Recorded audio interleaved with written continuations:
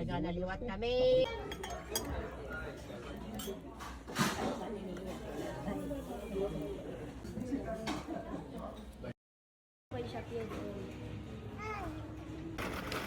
Anjia. Try ko to.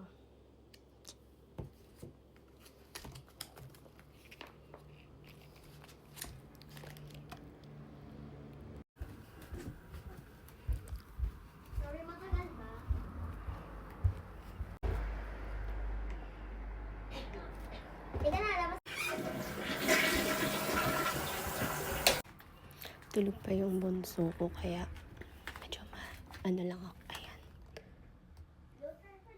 Tapos, ayan yung mga dadalhin ko sa Pilipinas. Yung lalagay ko sa luggage kasi iba pa yung lalagay ko dun sa bagahe. Meron akong papakita sa inyo. I don't know kung alam nyo na to, but ayan, bumila ako ng ganito. Sinabi kasi ng tita ko is try ko uminom ng ganito yung collagen nila. I don't know, basta tatry ko lang. Tapos gagawin ko to nung ibang video, yung mga nabili ko sa Daiso. Like, ito, ang cute kasi niya.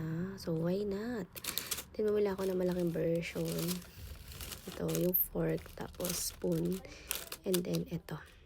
Gagawa na lang ako ng another video noon. Then, papakita ko sa inyo kung ano yung mga pinagbibili ko. Actually, ang dami na nga eh.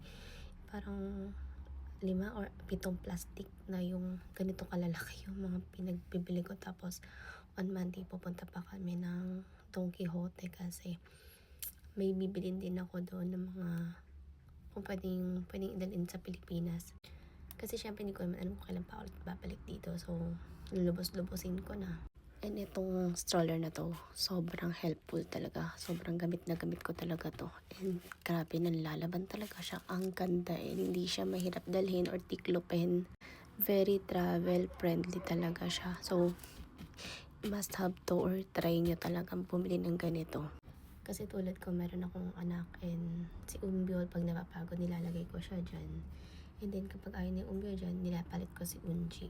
And then may dala din akong carrier para kung sakaling ayaw na ni Unji dito sa stroller, carrier ko siya and then makakatulog siya. Ayan, may mga sinampay pa kami doon kasi naglaba nga kami and sayang yung araw. So yeah, ang ganda talaga, diba? Very relaxing yung place na to. Cute.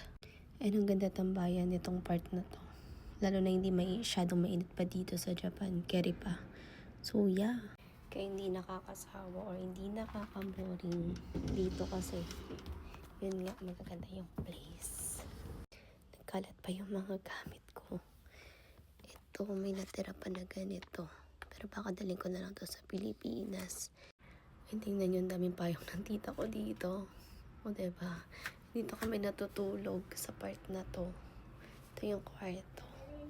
Tapos yan, papunta yan doon sa may kusina.